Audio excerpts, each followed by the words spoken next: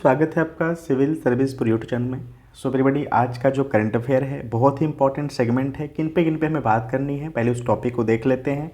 जिसमें से हमारा आज का जो पहला टॉपिक है वह है यूजीसी ने बैचलर ऑफ साइंस के नए डिग्री प्रोग्राम को पेश किया है, तो इम्पॉर्टेंट है ये। नेक्स्ट हमारा जो न्यूज है वह है भारत, फ्रांस और यूएई समुद्री साझेदारी अभ्यास का आयोजन किया गया है। और नेक्स्ट है हमारा टॉपिक 14 जून विश्व रक्तदाता दिवस यानी वर्ल्ड ब्लड डोनर डे है। ओके, और नेक्स्ट हमारा टॉपिक है देवांकन चारुहरितम क्या है, सो इसको हम जानेंगे। उसके बाद नेक्स्ट टॉपिक है सिप्री, ठीक है, सिप्री नेक्स्ट टॉपिक है। और डाइमेथाइल ईथर ईंधन वाला ट्रैक्टर, सो इसको भी हम जानेंगे। देखिए हमारे लिए ये ट्रैक्टर इंपॉर्टेंट नहीं है, लेकिन जो डाई मिथाइल ईथर है ना, ये हमारे लिए इंपॉर्टेंट हो जाता है, तो हम इसके बारे में भी बात करेंगे। ओके, नेक्स्ट है करी इसाद आम क्या है, कहाँ पर इसको जीआई टैग मिला है, इससे जुड़ा कौन सा राज्य है, इसके बारे में बात करेंगे। और कुछ मिसलिनियस 2-3 पॉइंट है, उसके बारे में छोटा सा बात है, वो कर लेंगे। तो फिलहाल हम चलिए वृत्तांत से बात करते हैं इस मुद्दे पे, और ये एडिटोरियल हमारे एग्जाम के लिए क्यों इंपॉर्टेंट है, कैसे इंपॉर्टेंट हो सकता है, हम इस पे भी बात करेंगे। चलिए स्टार्ट करते हैं। सो यूजीसी ने बैचलर ऑफ साइंस के नए डिग्री प्रोग्राम को पेश किया है। देखिए आप बीएससी और बैचलर ऑफ साइंस में प्लीज़ कंफ्यूज मत होना, ठीक है, तो उसी पर बात करेंगे। सो वैश्विक मानदंडों और राष्ट्रीय शिक्षा नीति 2020 के अनुरूप भारत ने उच्च शिक्षा नियामक विश्वविद्यालय अनुदान आयोग यानी यूजीसी की बात की जा रही है, कॉलेज डिग्री नामों की एक नई श्रृंखला पेश की जा रही है। इन परिवर्तनों का उद्देश्य समकालीन शैक्षिक आवश्यकताओं के साथ डिग्री कार्यक्रमों को लचीला और संरेखण को बढ़ाना है, ठीक है। जो यूजीसी अधिनियम की धारा 22 है, सो यूजीसी अधिनियम की धारा 22 में विश्वविद्यालय अनुदान आयोग को यह नई डिग्री नामकरणों का अधिसूचित करने का और सशक्त बनाने का प्रावधान है। तो देखिए क्वेश्चंस यहाँ से भी बन सकता है। तो यूजीसी का जो अधिनियम का जो धारा 22 है, इसको आप याद रखना कि इसके थ्रू नए डिग्री का नामकरण और अधिसूचित करने का, इनको सशक्त बनाने का इनको पावर दिया गया है। सो इस प्रावधान के अनुरूप यूजीसी नए नामों को पेश करने की योजना बना रहा है, और जो न्यू एजुकेशन पॉलिसी 2020 है, या इच्छाओं को अनुरूप चलने की कोशिश कर रहा है, ठीक है ना। नए डिग्री नामों का परिचय की बात करें तो परंपरागत रूप से bachelor of science BSc degree Bharat में विज्ञान विषयों से जुड़ी हुई है, जबकि बैचलर ऑफ आर्ट्स बीए जिसको कहते हैं डिग्री कला, मानविकी और सामाजिक विज्ञान शामिल होती हैं। हालांकि जो न्यू एजुकेशन पॉलिसी 2020 है, प्रस्तावित पुनर्गठन पर विचार करते हुए विश्वविद्यालय अनुदान आयोग यूजीसी द्वारा नियुक्त एक समिति ने अनुशासन की परवाह किए बिना सभी 4 वर्षीय स्नातक सम्मान कार्यक्रमों के लिए bachelor of science BS degree शुरू करने की सिफारिश की है। यह परिवर्तन विकासशील शैक्षणिक परिदृश्य की अधिक व्यापक समझ पर जोर देता है। तो आई होप कि आप समझ गए कि जो बीएस नया लाया जा रहा है डिग्री, सो इसके बारे में हमने बात किया, ठीक है। देखिए ये यूजीसी का जो धारा 22 है ना, अधिनियम का धारा 22, इसको प्लीज़ आप याद रखना, ठीक है।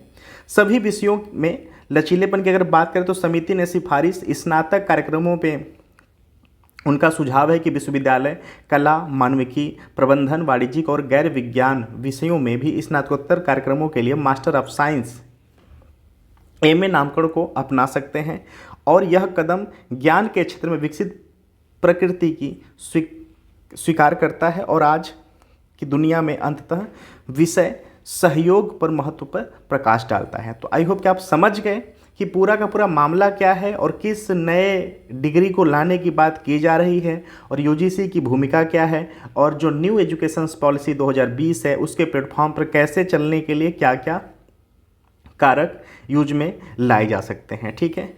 एमफिल की डिग्री खत्म की अगर बात करें तो न्यू एजुकेशन पॉलिसी 2020 के निर्देश के अनुरूप समिति ने एमफिल डिग्री बंद करने की सिफारिश की है।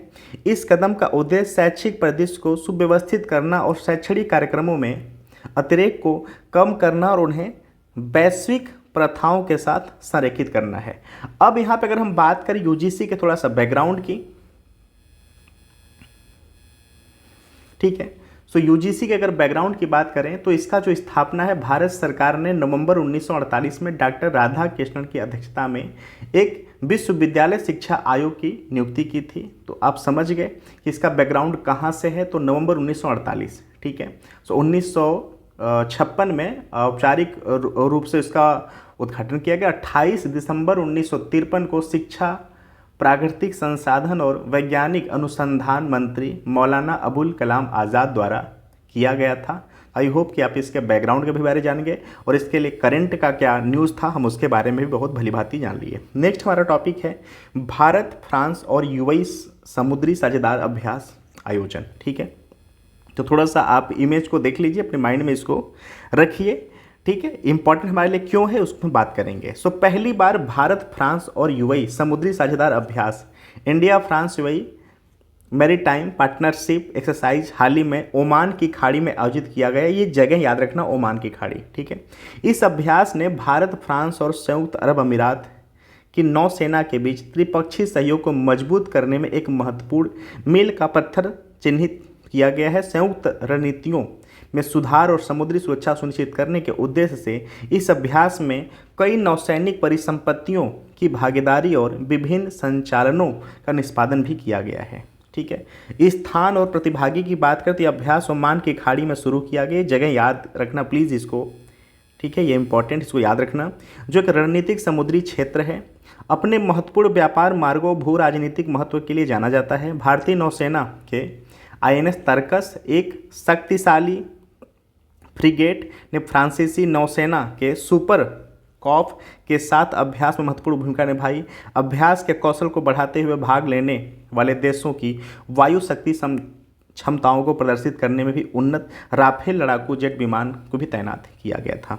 तो आई होप कि आप समझ गए कि ये क्या है। और भारत, फ्रांस, यूएई समुद्री साझेदार अभ्यास में नौसेना संचालन एक विस्तृत श्रृंखला शामिल है, जिसमें के तहत युद्ध और हेलीकॉप्टर क्रॉस डेक लैंडिंग संचालन शामिल है। इन ऑपरेशनों में शामिल नौसैनिक बलों के समन्वय, अंतर और सामरिक कौशल का परीक्षण किया गया है। इसके अतिरिक्त समुद्री क्षेत्र के ऊपर आसमान की सुरक्षा में संयुक्त प्रयासों पर प्रकाश डालते हुए उन्नत वायु रक्षा अभ्यास आयोजित किए गए हैं। ये जगह जो ओमान है ना, आप प्लीज़ इसको याद रखना, क्वेश्चंस यहाँ से बन सकता है। और ये जो 3 कंट्री है इनका भी आपको नाम याद रखना है, ठीक है। नेक्स्ट हमारा है 14 जून विश्व रक्तदाता दिवस, वर्ल्ड ब्लड डोनर डे। सो विश्व रक्तदाता दिवस जो है 14 जून को दुनिया भर में मनाया जाता है। ये डेट आपको याद रखना है। वन डे एग्जाम में तो यहीं से क्वेश्चंस बन जाएगा, ठीक है। मई 2005 में 58 यानी 98वीं विश्व स्वास्थ्य सभा के दौरान दुनिया भर में स्वास्थ्य मंत्रियों ने सर्वसम्मति से स्वैच्छिक रक्तदान प्रति अपनी प्रतिबद्धता और समर्थन की घोषणा की थी, ठीक है। और WHA 58.30 के संपर्क के साथ उन्होंने विश्व रक्तदाता दिवस को एक वार्षिक कार्यक्रम के रूप में नामित किया है, ठीक है। मेलबर्न घोषणा क्या है। सो बाद में 2009 में ट्रांसफ्यूजन चिकित्सा के क्षेत्र में विशेषज्ञों, नीति निर्माताओं और 40 से अधिक देशों ने गैर सरकारी प्रतिनिधियों ने मेलबर्न घोषणा तैयार की, जिसमें कि सभी देशों के लिए 2020 तक स्वैच्छिक यानी अवैतनिक रक्तदाताओं से अपनी सभी रक्त आपूर्ति प्राप्त करने का लक्ष्य स्थापित किया गया। तो ये मेलबर्न घोषणा भी आपको याद रखना है, ठीक है। यही तिथि क्यों रखी गई है। सो यह 14 जून 1868 में कार्ल लैंडस्टेनर या एक ऑस्ट्रेलियाई जीव विज्ञान चिकित्सक और प्रतिरक्षा विज्ञानी का जन्मदिन का सालगिरह मनाने के लिए इस दिन को मनाया जाता है। उन्हें रक्त समूह प्रणाली के विकास और वर्गीकरण जिसको कि हम रीसस यानी RH फैक्टर भी एक खोज करने के लिए भी जाना जाता है कि RH फैक्टर क्या होता है।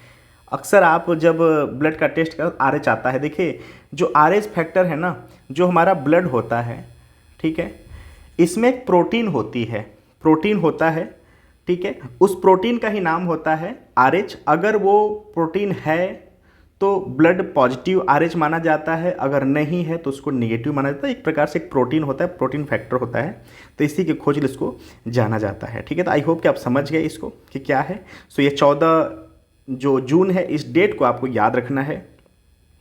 नेक्स्ट हमारा जो टॉपिक है देवांकनम चारुहितम क्या है, ठीक है। सो केरल सरकार ने राज्य में जलवायु परिवर्तन और इसके नकारात्मक प्रभावों से निपटने के लिए एक अनूठा तरीका अपनाया है।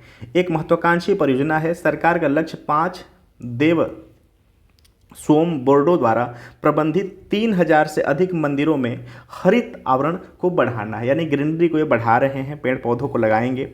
विश्व पर्यावरण दिवस पर उद्घाटन की बात, 5 जून जिसे विश्व पर्यावरण दिवस के रूप में मनाया जाता है को देवांकनम चारुहतम यानी भगवान के सुंदर हरे निवास नाम परियोजना का उद्घाटन किया गया है। यह परियोजना पूरे केरल में 3800 से अधिक मंदिरों को शामिल करेगी जो 5 देवस्वम बोर्डों के प्रबंधन के अंतर्गत आते हैं। इस परियोजना का उद्देश्य क्या है? इस परियोजना का प्राथमिक ध्यान मंदिरों के चारों ओर हरित क्षेत्र सुधार करना।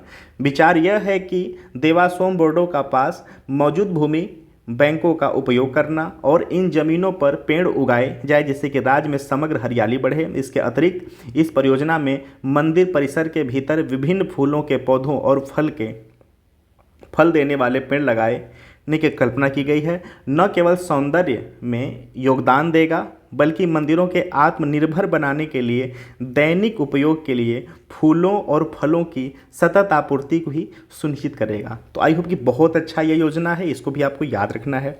मंदिर के तालाबों का जीर्णोद्धार और पवित्र उपवनों का संरक्षण भी होगा इसके तहत। तो हरित क्षेत्र में वृद्धि के साथ इस परियोजना के परित्यक्त मंदिर जो तालाब होंगे नवीकरण उनको नवीकृत किया जाएगा। विभिन्न क्षेत्रों में पानी के प्राथमिक स्रोत के रूप में उनके महत्व को पहचान की जाएगी और शीर्ण शांति तालाबों का जीर्णोद्धार सरकार से धन के साथ संरक्षित किया जाएगा और उनका स्थायी उपयोग सुनिश्चित किया जा सकेगा। तो आई होप समझ। इसके अलावा जो परियोजना पवित्र उपवनों के संरक्षण पर जोर देती है जो संरक्षित प्राकृतिक जंगलों के भीतर खुले में रखे गए नाग देवताओं का पूजा स्थल है। एवरीबॉडी ये बहुत इंपॉर्टेंट ये इनिशिएटिव है स्टेट गवर्नमेंट का। तो आई होप कि इसको आप याद रखना। ये योजना का नाम याद रखना कि देवांकनम चारु हरितम। देवांकनम चारु हरितम ये क्या है? देखिए इसको अगर छोटे में बात करें तो जो केरला में जो मंदिर है ना उसके चारों तरफ पेड़ पौधों के लगाने की व्यवस्था की जाएगी, अच्छे फूलों को उगाए जाने की व्यवस्था की जाएगी, कुछ ऐसे पेड़ जो कि अच्छा फल देते हैं उनका भी उगाए जाने का व्यवस्था किया जाएगा और जो सामाजिक और मंदिरों के जो तालाब हैं उनको भी नवीकृत और सुधारा जाएगा, उनको उच्च कोटि का बनाया जाएगा। इससे पर्यटन भी बढ़ावा मिलेगा और ग्रीनरी तो बढ़ी रही हमारे इन्वायरमेंट के लिए तो अच्छा होगा ही होगा। ठीक है, नेक्स्ट हमारा है SIPRI topic. Stockholm conventions peace research institute यानी सिपरी ने परमाणु हथियारों में वृद्धि पर प्रकाश डालते हुए अपना वार्षिक मूल्यांकन जारी किया है क्योंकि देश बल आधुनिकरण और विस्तार योजना आगे बढ़ा रहा है। देखिए कौन कौन सा देश परमाणु में आगे जा रहा है, किनके पास है, ये हमारे एग्जाम के लिए उतना इंपॉर्टेंट नहीं है, हमारे अवेयरनेस के लिए इंपॉर्टेंट है। ठीक है, अब हम बात कर लेते हैं सिपरी पे जिसने कि ये रिपोर्ट दिया है। तो Stockholm international peace research institute, इसका मुख्यालय सोलना स्टॉकहोम स्वीडन में है। स्थापना 1966 में हुआ था। स्टॉकहोम में स्थित एक स्वतंत्र अंतर्राष्ट्रीय संस्था है। यह सशस्त्र संघर्ष, सैन्य व्यय और हथियारों के व्यापार के साथ साथ निरस्त्रीकरण और हथियार नियंत्रण के लिए डेटा विश्लेषण और सिफारिश प्रदान करता है। तो बस इसका ये हमारे लिए इतना ही इम्पोर्टेंट था कि यह संस्था कौन सी है, इसका क्या योग्यता है और हमारे लिए कैसे इम्पोर्टेंट हो सकता है। ठीक है, तो आई होप कि आप समझ गए। और स्टॉकहोम अगर हम कॉन्फ्रेंस की बात करें ना तो 1972 में ये इन्वायरमेंट इश्यूज पे ये कॉन्फ्रेंस किया गया था, तो ये भी याद रखना। ठीक है, तो हमारे लिए ये भी इम्पॉर्टेंट है। और चलिए नेक्स्ट हमारा है डाई मिथाइल ईथर ईंधन वाला ट्रैक्टर। ये क्या है? पहले इसके हम ना रासायनिक जो इसका सूत्र है इसको जान लेते हैं। देखिए इसका जो फॉर्मूला है, इसका जो फॉर्मूला है वह है CH3OCH3। इसको हम शॉर्ट में कह सकते हैं C2H6O। ठीक है, ये हमारा फार्मूला है डाई मिथाइल ईथर ईंधन का। ठीक है, ये देखिए रंगहीन होता है, यह रंगहीन होता है। ठीक है, ये रंगहीन गैस है। ओके, चलिए अब इस पे बात करते हैं। सो आईआईटी कानपुर के शोधकर्ताओं ने भारत का पहला 100% di methyl ether DME di methyl ether, ठीक है, ईंधन वाला ट्रैक्टर वाहन विकसित किया है, जो एक स्थायी वैकल्पिक ईंधन आधारित परिवहन प्रणाली की दिशा में एक महत्वपूर्ण कदम है। डाई मिथाइल ईथर क्या है? सो डाई मिथाइल ईथर जो है एक नवीकरणीय और स्वच्छ जलने वाला वैकल्पिक ईंधन है। इसका उपयोग परिवहन सहित विभिन्न अनुप्रयोगों में किया जा सकता है। सामान्य वायुमंडलीय परिस्थिति में डीएमई यानी डाई मिथाइल ईथर एक रंगहीन गैस है। यह एक संश्लेषण प्रक्रिया के माध्यम से प्राकृतिक गैस, कोयला और बायोमास या नवीकरणीय स्रोतों से उन्नत होता है, ठीक है। उपयोग की बात करें तो यह एक रासायनिक उपयोग में बड़े पैमाने पर और एक विलायक, ईंधन और शीतलक के रूप में उपयोग किया जा सकता है। जो डाइमिथाइल ईथर है ये तरलीकृत पेट्रोलियम गैस यानी एलपीजी के समान गुण होता है इसमें, और इसे आसानी से संग्रहित और परिवहन किया जा, मतलब इसका ट्रांसपोर्टेशन किया जा सकता है, एक स्थान से दूसरे स्थान पर इसको पहुंचाया जा सकता है।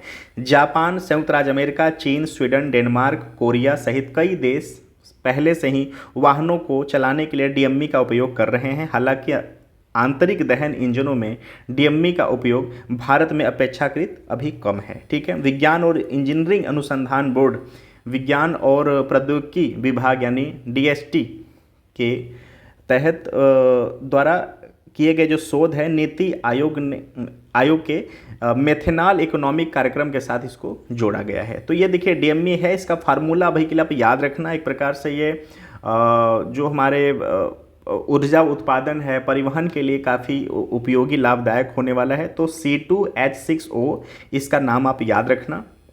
और इसके लिए अभी वाहन के रूप में आईआईटी कानपुर ने ट्रैक्टर पे इसका प्रयोग किया है, तो ये भी आपको याद रखना है।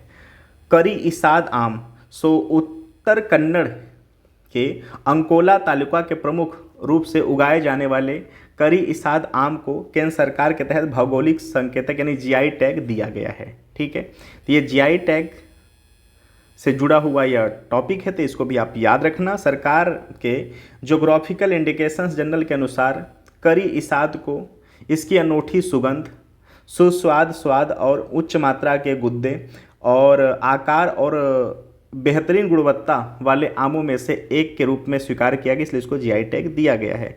जीआई टैग के बारे में बात कर लेते हैं। सो जीआई टैग जो है मुख्य रूप से एक कृषि, प्राकृतिक या निर्मित उत्पाद यानी हस्तशिल्प, औद्योगिक सामान जो कि एक निश्चित भौगोलिक क्षेत्र से उत्पन्न होता है को दिया जाता है पहचान के लिए। भौगोलिक संकेतक या पंजीकरण कब वैध होता है? सो भौगोलिक संकेतक पंजीकरण 10 वर्ष के लिए वैध अवधि इसकी होती है।